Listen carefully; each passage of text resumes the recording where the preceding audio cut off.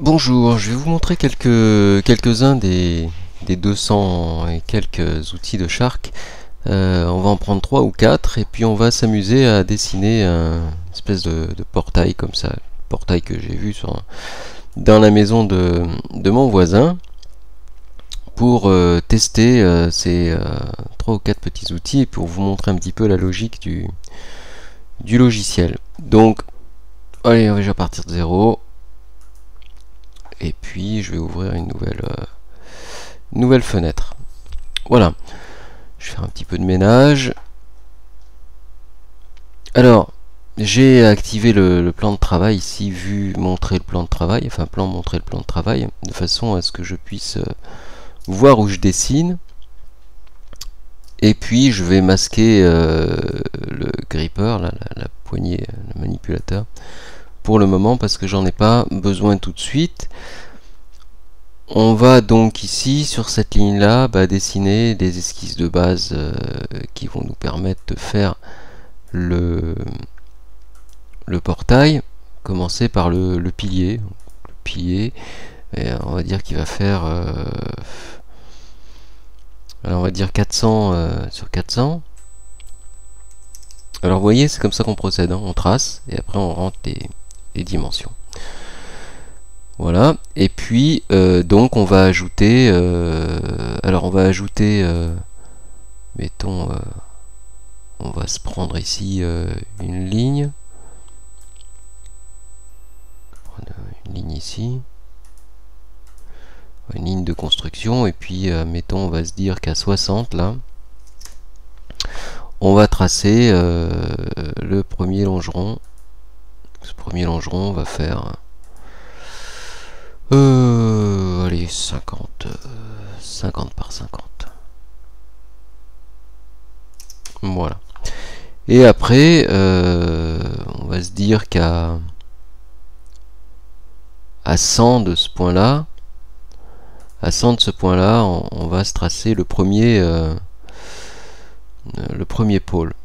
Alors 100, puis là on va se tracer le premier, donc on s'aligne, on va se tracer, on va faire ça avec du tube de 30, on va se tracer le premier. Alors après, bon, on va s'en mettre un certain nombre de comme ça. On peut utiliser plusieurs choses pour ça. On peut utiliser une copie sur chemin, on peut utiliser une duplication linéaire, etc. Bon, mais comme je veux que cette vidéo reste extrêmement simple, je vais vous montrer une astuce pour faire ça à la main. Après tout, il n'y en aura pas tant que ça. Vous pouvez donc pour ça utiliser la poignée. La poignée qu'on trouve ici. Cette poignée, d'ailleurs on va tout de suite dans l'inspecteur, on va tout de suite mettre la poignée, la réinitialiser, parce que le dessin précédent l'a mis dans des positions qui sont pas les positions standards. Voilà, en règle générale, quand vous démarrez Shark, la poignée elle est normale.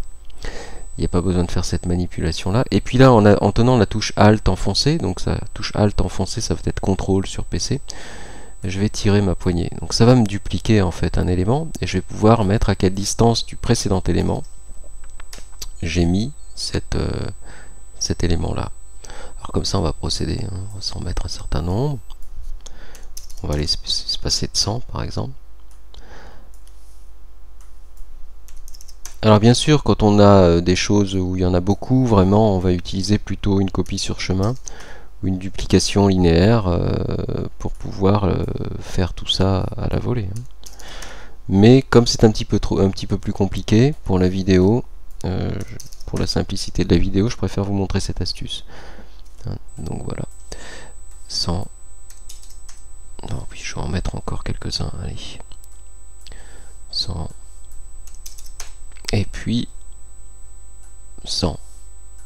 Alors Shark, c'est un logiciel qui est développé pour les designers, il est assez puissant comme vous allez pouvoir le voir, mais il a une interface qui est super simplifiée, on va dire, assez zen. faut pas s'y tromper, c'est pas parce que l'interface est assez zen que le logiciel est pas puissant. Il y a des logiciels beaucoup moins puissants avec une interface beaucoup plus compliquée. L'idée en fait de Shark, c'est d'encapsuler des outils extrêmement puissants et industriels à l'intérieur d'une interface qui soit accessible à quelqu'un qui n'est pas forcément un ingénieur, ou voilà, qui est peut-être un designer, qui est plus créatif, ou qui a plus une optique de recherche de forme ou de choses comme ça, que quelqu'un qui va se rentrer dans un processus de bureau des méthodes. Voilà, c'est pas que Shark soit pas capable de le faire, c'est qu'il n'a pas été pensé pour ça. Alors, maintenant, premier outil qu'on va utiliser, c'est l'extrusion. Alors l'extrusion, on va extruder sur, on va dire que le pilier il fait 2 mètres. 2 mètres. On va utiliser une extrusion suivant une distance, et donc c'est ce pilier là qu'on va extruder. Donc après le premier longeron ici, on va dire qu'il fait 1,80 m, on va rentrer 1800. Et puis on va donc sélectionner ceci. Et ensuite, alors j'ai fait une bêtise, il y a un truc que j'ai pris là-dedans, voilà. Je recommence en fait, parce que j'avais pris celui-là, donc celui-là je voulais pas l'extruder, je l'avais sélectionné. Donc ici on a dit que on faisait 2 mètres, et puis que là on faisait 1,80 m. Voilà. Et puis quant à cela, bon, on va les mettre aussi 1,80 m. Alors pourquoi j'ai fait ça? Pourquoi j'ai pas fait tout ça en même temps? Parce qu'en fait, dans mon arbre de construction ici, je veux avoir accès aux divers éléments. Donc ça va être mon pilier. Voilà, ça va être mon premier longeron. Donc ça va être le premier longeron. Je vais renommer longeron. Et ça va être mon portail en fait. Donc tout ça, j'ai regroupé ça sous une pièce. Et puis là, je vais mettre que cette pièce, elle s'appelle ici barreaux verticaux. Parce que en fait, je veux pouvoir modifier tous mes éléments indépendamment des autres. C'est pour ça que j'ai préféré avoir 3 éléments particuliers. Alors, voyons un petit peu ce que ça donne. On en est là. Alors, on peut travailler un petit peu sur le pilier avec une autre fonction qui est la fonction ici qui s'appelle chanfrein. On va chanfreiner cette face là, ici. Et on va chanfreiner cette face de... on a fait 40, on va essayer de passer 20. Oui, c'est vrai que j'ai l'habitude de travailler en millimètres, alors quand je suis en centimètres, ça me perturbe un petit peu. Voilà, et puis maintenant on va se mettre en vue de face. Et on va rentrer une petite courbe là, ici. Se faire une petite courbe comme ça. On va partir de là. Et puis on va faire une courbe, on va dire comme ça. Voilà. Bon. Alors, première chose qu'on peut faire, c'est on peut déjà couper. En fait, on va couper... donc là, on va utiliser la fonction ajustement qui est là. Et avec cette courbe-là, on va couper ces choses-là. Ah, c'est mauvais calcul. Alors, on appuie sur la touche Alt un coup pour inverser le calcul. Voilà, donc Shark nous a coupé nos histoires là. Et on va maintenant introduire les longerons, toujours en vue de face, les longerons horizontaux. Donc pour ça, je vais me prendre ici. Alors, bien sûr, il faudrait travailler à la cote, mettre ça à tant de distance, etc. Mais on peut, hein, bien sûr, forcément. Ça serait dommage qu'on puisse pas, par contre. On peut, mais ça alourdirait la présentation, et comme je veux que la vidéo soit le plus courte possible, je vais pas dessiner à la cote. Je vais juste prendre ça. Et puis là, je vais dire que celui-là touche la touche Alt enfoncée ou CTRL sur PC. Je vais le descendre de 600. Hein. Par rapport à ça, on va mettre même 700. Voilà, pour mettre un deuxième. Ah oui, il fallait mettre un moins. Pour pour mettre un deuxième longeron 700.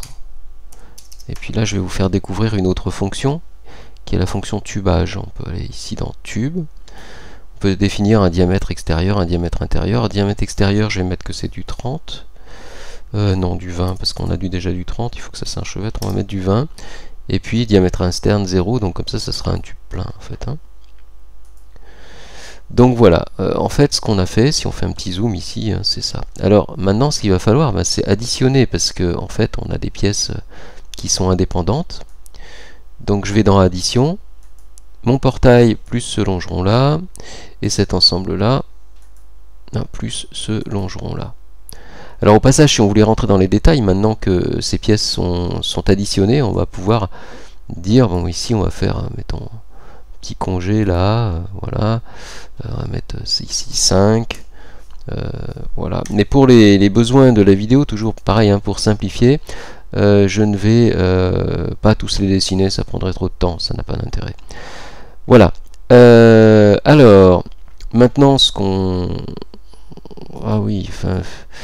Je me dis que ma courbe est pas très belle là, ici. Je vais essayer de faire quelque chose de plus joli. Alors, ici je vais faire CTRL D ou pomme D sur Mac, enfin Mac commande D pour afficher les points de contrôle de la courbe. Et je vais venir modifier un peu ces points de contrôle. Donc là ça va partir un peu plus comme ça. Et là celui-là, je vais peut-être plus me le descendre comme ça. Voilà. Celui-là je vais me le monter un peu. Alors vous voyez un peu la puissance de Shark, hein. Il s'occupe de tout derrière. En quasi temps réel, il recalcule toutes les découpes, hein.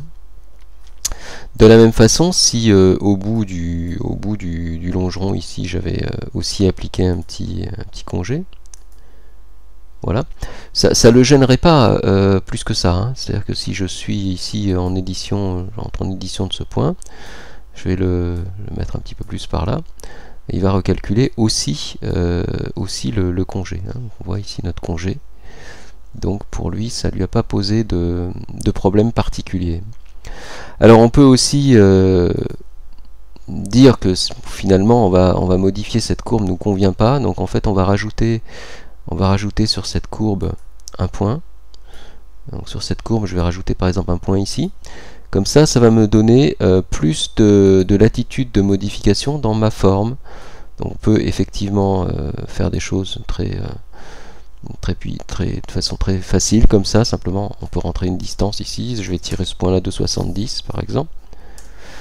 Et puis ce point-là, voilà. Enfin bon, on peut. C'est très souple. En fait, c'est le gros intérêt de ce logiciel, c'est qu'il est très facile à apprendre et il est très souple. Donc maintenant, si on résume, on a un portail, on va le mettre en bleu, on a un longeron qui est pas lié. Ce serait peut-être une bonne idée de les relier tous les deux. Alors, une addition, on va faire ça plus ça. Donc maintenant, on a un ensemble ici qui est solidaire. Bon, la courbe qui est là, on va la masquer. On a compris que c'était une courbe de contrôle, donc on va juste la cacher, hein. On va cacher toutes les courbes. On la récupérera plus tard si on a besoin de modifier notre objet. Parce que bien entendu, tout est modifiable sur cet objet-là, hein. Tout est modifiable. Par exemple, allez, je rappelle mes courbes. Donc je vais ici tout montrer. Tout montrer.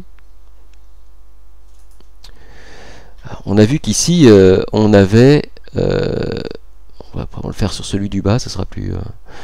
on avait une ligne et que cette ligne avait créé ce tube et que ce tube avait été mixé avec les autres choses, etc.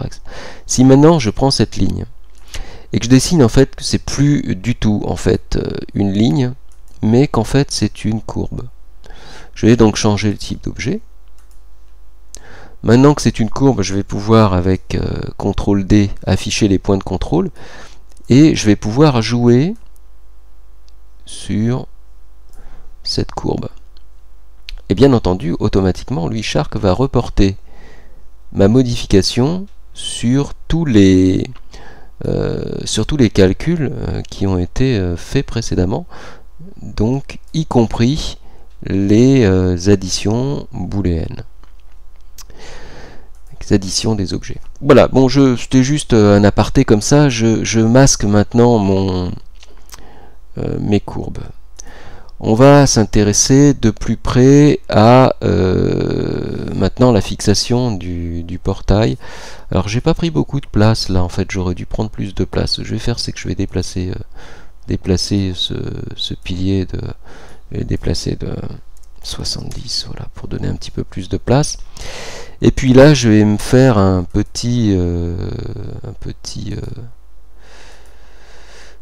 petite fermeture. Voilà, je vais mettre un petit congé là, un petit congé de, allez, on va mettre 20. On va grossir un petit peu. Ah, je vais me le déplacer un petit peu, voilà. Et puis je vais utiliser ma fonction tube. Là je vais mettre, mettons, 12. Je vais mettre ma fonction tube pour pouvoir tuber ces trois parties. Donc maintenant je vais rajouter un petit chanfrein au bout. Alors là c'est trop grand parce que j'ai 200 forcément. Donc j'ai fait 12, je vais mettre 6 pour avoir une pointe. Et maintenant je vais donc dupliquer cet objet. Alors avec la touche Alt enfoncé ou CTRL sur PC, je vais dupliquer cet objet, je vais le mettre, mettons, ici, ça va faire 932, 800, ouais, on va faire quelque chose de rond, on va faire 1000, moins 1000. Voilà. Moins 1000. Et donc ça appartient au portail, donc on va tout simplement faire une addition. Ça plus ça, et ça plus ça. Ce sont des éléments soudés.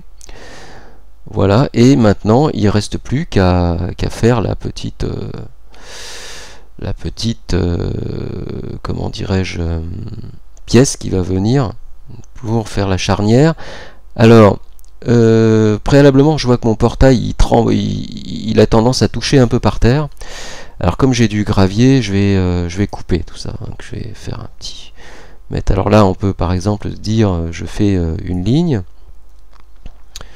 Voilà, cette ligne je me la décale de, hop, ici je vais me la décaler de, on va dire 40 mm pour laisser un petit peu d'espace à mes graviers là. Et puis avec l'outil ajustement, donc avec cette ligne là je coupe cet objet là. Voilà, donc la ligne je peux la cacher, hein. C'est intéressant de ne pas l'effacer en fait, il vaut mieux la cacher parce que en fait, donc cacher c'est là, parce qu'en fait si on veut intervenir sur le design du portail, une fois qu'il sera tout fait, on pourra. Par exemple là, si je trouve cette courbe est pas belle, rien ne m'empêche ici de rappeler cette courbe, de venir la modifier, voilà, en déplaçant un petit peu ce point comme ça, et puis l'objet va se recalculer. Voilà, alors on va s'intéresser maintenant à notre histoire de charnière. Je vais masquer cette courbe là parce qu'elle ne me sert pas à grand chose. Je vais porter mon plan de travail en fait sur ce point. Donc pour ça je débloque mon plan. J'utilise ma flèche ici pour me mettre par exemple au bout de cette ligne et j'appuie sur la touche C du clavier. Donc mon plan s'est automatiquement porté sur ce point. Et donc quand je vais tourner en vue de dessus, mon plan va se retourner. Et donc je sais, maintenant je fixe sur le plan, je sais exactement que c'est à cet endroit-là, précisément, que je vais dessiner. Et donc je vais prendre un rectangle par le centre, et je vais faire ma fermeture. Alors je n'ai pas besoin de la faire, je vais dire que ça va faire ici, on va dire 90 sur 50. Voilà. Maintenant que j'ai fait ça, je vais la positionner. Je vais la positionner pour qu'elle rentre à l'intérieur, puisque en fait finalement ça sera quelque chose de scellé. Voilà, par exemple. Je peux modifier sa dimension encore ici, si j'attrape ces deux points et que je glisse. Voilà. Donc tout ça, ça peut se faire bien entendu. Ici on a vu qu'il y avait une petite fenêtre avec des cotes, donc on peut rentrer des distances. Et maintenant je vais utiliser une extrusion. une extrusion, mais cette fois-ci je vais faire une extrusion plan médian, comme ça la pièce va s'extruder de chacun des côtés de notre objet. Plan médian. Et qu'est-ce que j'extrude? Eh bien, ma foi, c'est... alors, on va mettre une distance, on va mettre 30. Voilà. 30. Et puis donc ça, je vais prendre l'ensemble de ces courbes. Alors, 30, c'est peut-être un peu beaucoup. Ah oui, parce que j'ai mis 300. C'est sûr que là, c'est vraiment beaucoup. C'est pas grave, on modifie. Éventuellement, je peux travailler un peu cette pièce-là. Je vais mettre ici des congés sur les angles.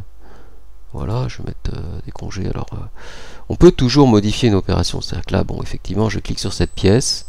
J'ai mis 2 congés. Ces congés ne me conviennent pas. Je vais dans l'inspecteur. Ici, je vais changer les valeurs. Donc, les valeurs ici sont à 5. Je vais mettre 10. Je vais appliquer. Voilà. Ici, pareil pour celui-là. 10, appliquer. Voilà. Et bon, bah ça c'est bien, c'est une chose. Je vais repositionner ma pièce parce que je ne l'ai pas forcément bien positionnée finalement. Positionner par là. Puis elle est peut-être un petit peu, trop. Je vais l'enfoncer un peu. Alors maintenant, il suffit de dire au logiciel. Alors peut-être ça va peut-être être en appui. Enfin, je sais pas. Enfin, il y a un petit montage à faire. Je vais pas rentrer dans les détails de ce montage-là parce que en fait, au niveau de la vidéo, ça n'apporterait rien comme intérêt. Je vais éventuellement, voilà. Je vais donc avec ce portail-là créer l'empreinte du portail à l'intérieur donc de cette pièce-là, à l'intérieur de cette pièce-là. Pour ça, j'utilise toujours ma fonction ajustement. Et avec cet outil-là, je vais creuser cette pièce-là. Et là, tout de suite, puisque je vais dupliquer cette pièce afin que je puisse la bouger, je vais juste ici supprimer les liens. Donc maintenant, ici, j'ai une pièce à part entière.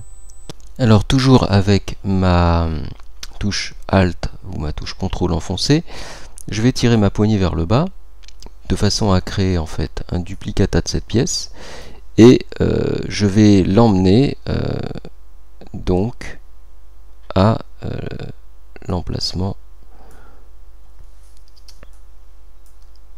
de mon autre charnière.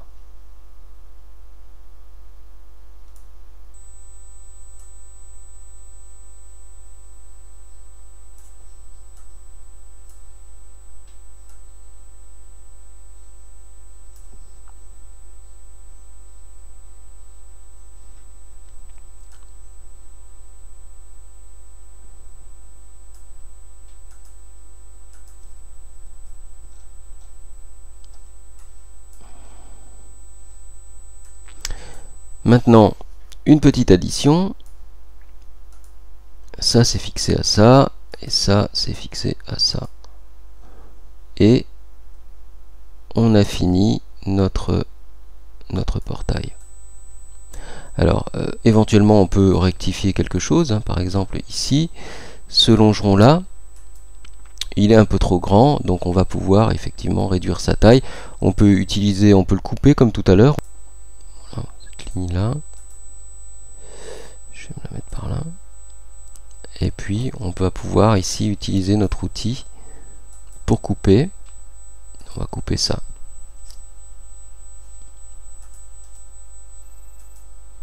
Voilà, j'espère que cette vidéo vous aura appris un certain nombre de fonctions de Shark et donc vous aura permis de voir un petit peu les méthodes de travail dans ce type de logiciel.